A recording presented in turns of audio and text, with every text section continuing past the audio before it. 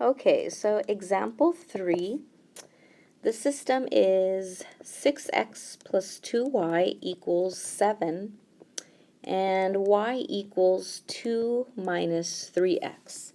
So here you want to solve the system, again, by addition or elimination method. Now notice here that, I mean, you could use substitution. I technically would, right? Because it's ready to go. You would just substitute that guy right in there. And this problem is very similar to one of your ICA problems. It might be the same one, but it might have the different numbers. But on your exam, you will have a choice to use any method you'd like. But again, for educational purposes, I do want you to learn how to use this addition method because it does have advantages as well. So in this problem, this guy, right, this equation is not in the standard form, right? So we have to put it in the standard form. So y equals 2 minus 3x. And let's see, I want my x's on one side, so I'm going to add 3x to both sides. If you don't need to write that step, that's fine. Y plus 3x equals 2.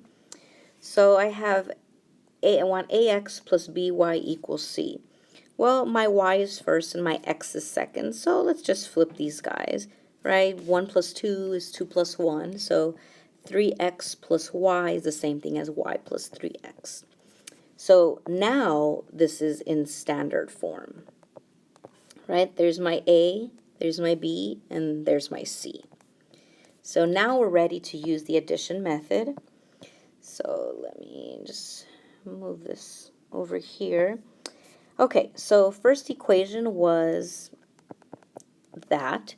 Second equation, the new one, the standard form, is 3x plus 1y equals 2. Okay, so if I want to add them, right now, they are not ready to go because I would get 9x, and so if I do it right, I would get 9x plus 3y equals 9. Okay, so nothing is eliminated, so we're sad. We have to do more work, but it's okay. It's not hard. That looks like a mean face. That should be a sad face. Okay, never mind. Let's see. Okay, so let's eliminate a variable.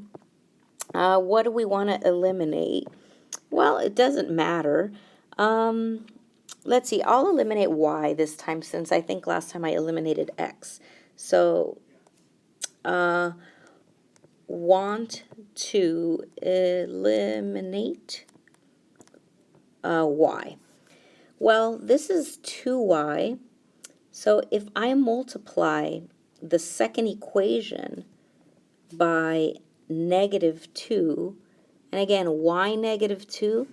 Because negative 2 times this 1 is gonna give me the opposite, right? I want, so this is your thinking cloud, I want it to be 2y minus 2y, right? Because then I'm going to get 0. So let's go ahead and do that. Okay, so first equation, I haven't done anything, right? It's just hanging around. Second equation, distribute. Negative 2 times that term is negative 6x. Negative 2 times that term is negative 2y. And negative 4. Okay, now if I add the equations, did I eliminate y? That was my goal, right? And I did, right? I added those two guys and I got a 0, just like I wanted, right here. But at the same time, I eliminated the x's, right? I didn't mean to, it just happened. So again, I have all this is 0x plus 0y, which again is really just 0 plus 0, because anything times 0 is 0. So 0 is equal to 3. Now, obviously, that's a false statement, right? This is a false statement. So these lines are parallel lines, or algebraically we say, okay, so here there is no point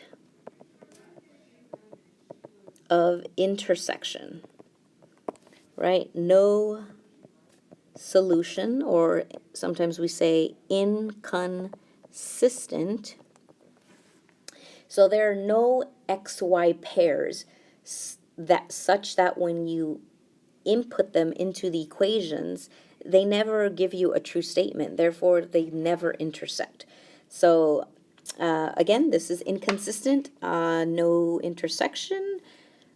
These have to be parallel lines.